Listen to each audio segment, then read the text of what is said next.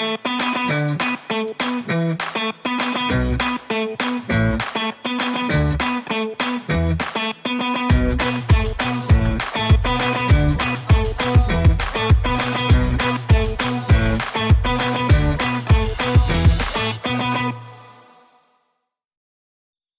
बच्चों, learn verse academy में स्वागत है। आज हम लोग इंग्लिश ऑनर्स सीबीसीएस जो मोड है उसके ऊपर डिस्कस करने वाले। सेमेस्टर 6 के सिलेबस के बारे में डिस्कस करेंगे। मार्क्स डिस्ट्रीब्यूशन, कौन कौन से सिलेबस में आपके क्या क्या पैटर्न आने वाले हैं, किस तरह के क्वेश्चंस वो आपसे पूछ सकते हैं, किस तरह के आंसर्स आप लोग प्रिपेयर करोगे, वो सारे आज हम इस पेपर में जानेंगे। तो पहला जो आपका पेपर है, आपके 4 पेपर रहने वाला है इस बार सिलेबस आपके सेमेस्टर 6 में। लास्ट आप लोगों का ये सेमेस्टर है। CC 13 and CC 14, DSC A3 and DSC B3। CC 13 में देखिए आप लोगों का मॉडर्न यूरोपियन ड्रामा है, जिसमें से हेनरिक इब्सन के घोस्ट और डॉल्स हाउस है, बर्टोल्ट बर्शेट का द गुड वुमन ऑफ सेजुआन है, एंड सैमुअल बेकेट का वेटिंग फॉर गोडोथ है। हेनरिक इज़वन के घोस्ट से आपको 2 क्वेश्चन दिए जाएंगे और डॉल्स हाउस से आपको 2 क्वेश्चन दिए जाएंगे। टोटल आपको 4 क्वेश्चंस दिए जाएंगे, जिसमें से कोई भी आपको यहाँ से 1 क्वेश्चन करने होंगे।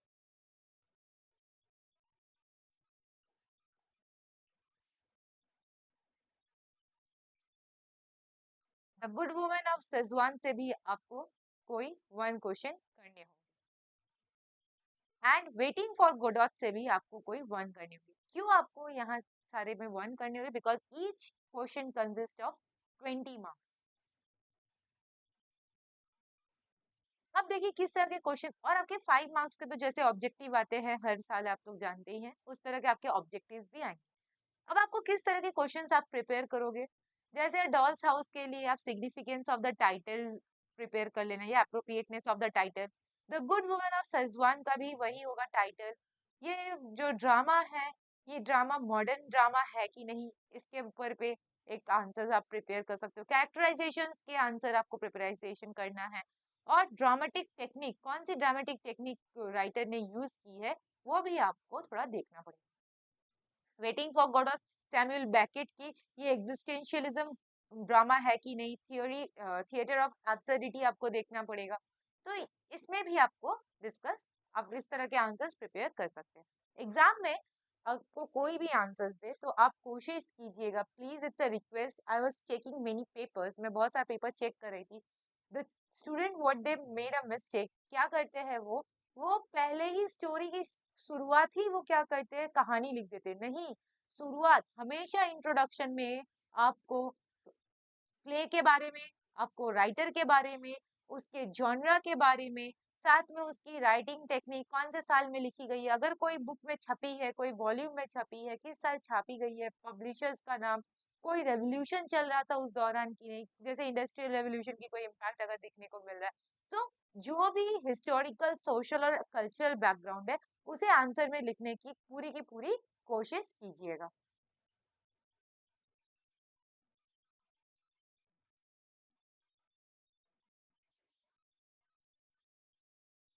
अब हमारा जो सेकेंड पेपर है वो है सीसी 14। सीसी 14 में देखिएगा पोस्ट कॉलोनियल लिटरेचर है। ऑब्वियसली आफ्टर कॉलोनियल, कॉलोनियल क्या हुआ है, आफ्टर कॉलोनियलिज्म के बाद किस तरह का इम्पैक्ट पड़ा है अलग अलग कंट्री में, स्पेशली अफ्रीका, इंडिया जैसे कंट्री में किस तरह के प्रभाव पड़े हैं, यहाँ पे देखने को मिला है। पैब्लो नेरुदा का tonight I can write, Derek Walcott का far cry from Africa, David मॉल्फ का revolving days, and Mamang Dai का the voice of the mountain. मेरी सबसे विनती है, it's a request, please try to write a critical appreciation. Critical appreciation एक spinal cord होती है, आप कह सकते हो, एक पोइट्री के आंसर के लिए। ये एक मास्टर आंसर की तरह आपके लिए काम करता है एग्जाम में। आप कुछ भी भूल जाओ, क्योंकि एक क्रिटिकल एप्रिसिएशन में आपको इंट्रो में सब कुछ बताना होता है। आपको वहाँ पे पोइट के बारे में, पोइट्री के बारे में, राइटिंग स्टाइल के बारे में, सब कुछ, डेवलपमेंट ऑफ थॉट्स के बारे में आपको सब कुछ बताना पड़ता है इस पोइट्री में। उसके बाद आपको क्या लिखना रहता है, थीम लिखना रहता है। सेंट्रल थीम क्या है, जो मोटिव है, कौन सी इमेजेस यूज की गई है, अगर कोई सिंबल्स यूज की गई है तो वो भी आपको बताना पड़ता है। So these are the material, these are the, you can say, products which you use while you write the answer. After that poetry के बाद अगर देखा जाए तो नोवेल में आपका क्या है, शिनुआ अशेब का things fall apart, chronicle of death foretold, Gabriel Garcia Marquez की लिखी हुई दो नोवेल है। तो सीसी 14 में क्या है, आपकी पोइट्री है और नोवेल है, और इससे ज्यादा कुछ नहीं है। नोवेल में ऑब्वियसली टाइटल तो आपको लिखना ही है, significance and the appropriateness of title. अगर कोई कैरेक्टर्स इंपॉर्टेंट है ऑब्वियसली वो तो आपको लिखना ही होगा, कैरेक्टराइजेशंस करनी ही होगी। थीम, जो भी यहाँ पे थीम बताई गई है उसके ऊपर आपको बात करनी होगी। नैरेटिव स्टाइल जानना बहुत जरूरी है। और याद रखिएगा जब भी आप कैरेक्टराइजेशन कर रहे हैं मेजर कैरेक्टर्स को अच्छे से कर लीजिएगा, क्योंकि मेजर कैरेक्टर्स आपके बहुत तरह बार पूछे जाते हैं। तो ये सारे टॉपिक्स है जिसमें आपको आंसर प्रिपेयर करना बहुत जरूरी होती है। अब यहाँ पे किस तरह के आ सकते हैं पैटर्न, क्या आएंगे, 5 मार्क्स के आपके शॉर्ट क्वेश्चन आएंगे, ऐसे क्यों आएंगे, ठीक है। और अब क्या आने वाले हैं लॉन्ग में। अगर लॉन्ग देखा जाए आपके यहाँ पे 4 पोइट्रीज दी हुई है, 4 पोइट्री दी हुई है, जिसमें से आपको 3 दी जाएगी एग्जाम में, आपको कोई 2 करना होगा। तो टोटल हम कहेंगे कि आपको 3 अच्छे से प्रिपेयर करना है, बिकॉज आपको 2 करना है। देखिए हमेशा एक बैकअप अपने साथ लेकर चलिएगा, कुछ भी हो सकता है, सीयू है, कहीं पे भी घूम सकते हैं, कोई भी मोड़ पे। तो सिर्फ सीयू नहीं, any university can give you any kind of any sort of question, so always remember that you need to have a backup. उसके बाद आप अगर नोवेल पे देखिएगा तो नोवेल में क्या है आप लोगों के, नोवेल से आपको यहाँ से थिंग्स फॉल अपार्ट से 2 क्वेश्चन दिए जाएंगे, और क्रॉनिकल ऑफ डेथ ऑफ फोटोल्ड से भी आपको 2 क्वेश्चन दिए जाएंगे, जिसमें से आपको थिंग्स फॉल अपार्ट से 1 करना होगा और क्रॉनिकल ऑफ डेथ फोटोल्ड से आपको 1 करना होगा। तो यहाँ पे कितने टोटल आपको लॉन्ग क्वेश्चंस करने हैं, 4 लॉन्ग क्वेश्चंस करने हैं।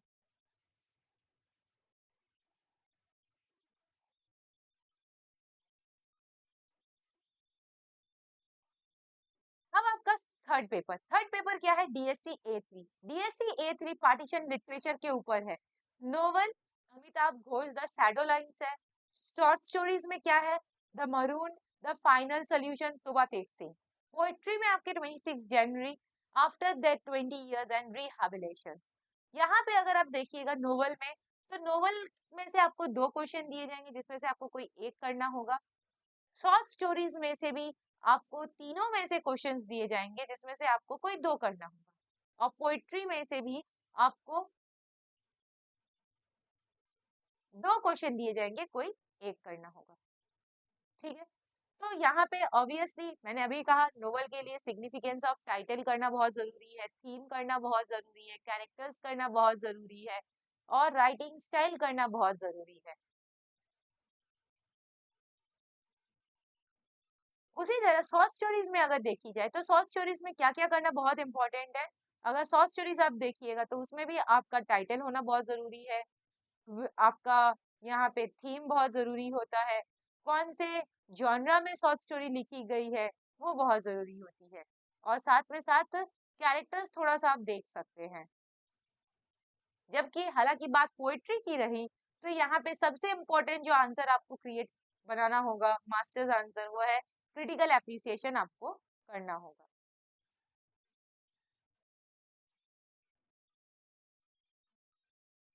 DSC B4, sorry DSC A4 अगर आप देखिएगा बच्चों, तो डीएससी ए4 ना आप लोगों के कॉलेजेस उतने प्रेस्क्राइब नहीं करते। मैंने मैक्सिमम कॉलेजेस में देखा है DSC A3 and DSC B3 they go for that, for those papers. DSC A4 और डीएससी बी4 मैंने इतना देखा तो नहीं है, मैं कहीं देखी नहीं हूँ कि उन्होंने DSC A4 DSC B4 exam में दे रहे हैं। बट अगर डीएससी ए4 को किसी कॉलेज के कोई भी बच्चे लिए हैं तो उनके लिए ये पूरा पेपर जर्नलिज्म के, आप देख सकते हैं जर्नलिज्म बेस पे है, मास कम्युनिकेशन के बेस पे, media and mass communication. Mass communication किसे कहते हैं, ग्लोबलाइजेशन और मास कम्युनिकेशन का इंटर रिलेशनशिप क्या है, राइटिंग पैम्पलेट्स, पैम्पलेट्स कैसे लिखी जाती है, पोस्टर कैसे छपवाए जाते हैं, एडवर्टाइजमेंट कैसे की जाती है। तो ये पूरे मास कम्युनिकेशन का ही पेपर आप देख सकते हैं ऑलमोस्ट, पूरा नहीं कह सकते, ऑलमोस्ट जो पहला इंट्रोडक्शन पेपर होता है वही। अब जो इम्पोर्टेंट पेपर है वो है डीएससी बी3। डीएससी बी3 अगर आप देखिएगा, रविंद्रनाथ टैगोर, ये देखिएगा इसमें पूरा पेपर ऑटोबायोग्राफी है, ठीक है। DSC B3 is all about autobiography. जैसे रविंद्रनाथ टैगोर एक है, दूसरा महात्मा गांधी के लाइफ से है, तीसरा विनोदिनी दाशी के लाइफ से है, एंड चौथा नीरज सी चौधरी के लाइफ से। Rabindranath Tagore mind reminiscence chapter 1 to 15। Okay, Mahatma Gandhi and autobiography और the story of my experiments with truth, part 1 and chapter 1 to 8। Binodini Dasi ये पूरा ही है my story life as an actress. Nirad C Chaudhuri की autobiography of an unknown Indian. अब देखिए इसमें किस तरह के आंसर्स आप लोग प्रिपरेशन करेंगे। माय रेमिनिसेंस एक ऑटोबायोग्राफी है कि नहीं, ये आपको करना होगा। उसके साथ इनके चाइल्डहुड, जो चाइल्डहुड साइकोलॉजी है वो आपको डिस्कशन करनी होगी। यहाँ पे महात्मा गांधी की स्कूल लाइफ से लेकर पूरे के पूरे 8 चैप्टर में जो दिखाई है वो वहाँ पे डिस्कशन करना होगा। 8 चैप्टर के में क्या क्या दिखाई गई है, आपको 8 चैप्टर से क्या क्या मैसेज मिली है, आटो के आटो चैप्टर से। विनोदिनी दाशी एक फेमिनिस्ट प्ले है कि नहीं, ये भी आपको पूछ सकता है कि वो एक फेमिनिस्ट प्ले है कि नहीं, आपको बताना पड़ेगा। ठीक है, वहां पे ऑटोबायोग्राफी में उन्होंने और क्या क्या दिखाई है। यहाँ पे दर्द, पेन और डेस्पेयर को किस तरह से दिखाया गया है इनकी जो भी लाइफ हिस्ट्री है उसमें। ठीक है, एंड नीरज सी चौधरी की autobiography of an unknown Indian book 1 में यहाँ पे इंग्लिश लोग किस तरह से ट्रीटेड हो रहे थे, इंग्लिश का इम्पैक्ट दिखाना पड़ेगा, इनके लाइफ में किस तरह का इम्पैक्ट हो रही थी, ये भी आपको दिखानी पड़ सकती है। तो यहाँ पे जब मैं दूसरे वीडियो लाऊंगी, उस वीडियो में मैं आप लोगों को शॉर्ट क्वेश्चंस बता दूंगी कि किस तरह के क्वेश्चंस आते हैं और किस तरह के क्वेश्चंस वो आपसे पूछ सकते हैं और कौन कौन से क्वेश्चंस में आपको प्रिपरेशन करने की बहुत जरूरत है। बस आज की इस वीडियो में हमारी जो मेन मुद्दा था, मेन जो कॉन्सेप्ट था, वो था कि कौन सा सिलेबस है, सिलेबस में पैटर्न क्या है और किस तरह के क्वेश्चंस वो थोड़े मोड़े एक टच ओवर दे दी कि किस तरह के क्वेश्चंस के लिए आपको रेडी होना है और कौन कौन सा चीजें आपको पढ़ने की बहुत जरूरी है।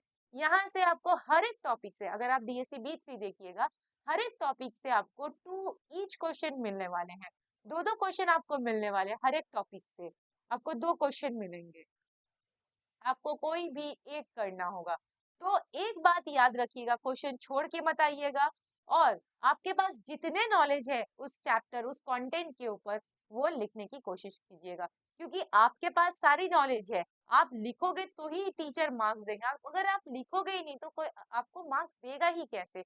अगर मेरे पास आपका आंसर ही नहीं रहा तो प्लीज कोशिश कीजिएगा कि आप लोग पूरा आंसर अटेम्प्ट करो।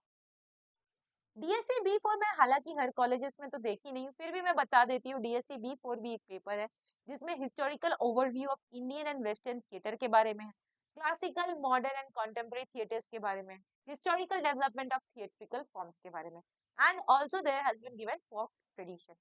मैं एक और वीडियो के एंड पे ये जरूर कहना चाहती हूँ, प्लीज आप लोग जो भी जगह पे ऑप्शन दिए गए हैं, जैसे मानिए कहीं पे ऐसा ऑप्शन दिया गया है जहाँ पे 4 पोइट्री है, 3 क्वेश्चंस दिए जाते हैं और आपको कोई 2 ही लिखना है, ऑलवेज प्रिपेयर फॉर 3। हमेशा 3, कोई भी 3 टॉपिक के लिए प्रिपरेशन कीजिएगा। ऐसा नहीं कि हमें 4 दिए गए तो हमने सिर्फ 2 ही प्रिपरेशन किए और वो 2 में से मान लीजिए जो आप दोनों किए उसमें कोई आया कोई नहीं आया। इसीलिए मेरा सजेशन है कि 3 अच्छे से कर लीजिएगा। क्या होगा कि अगर आप एक भूल भी जाओ, अगर आपका वो एक आया भी नहीं तो एक आपके बैकअप में रहने वाला। आज के लिए इतना ही।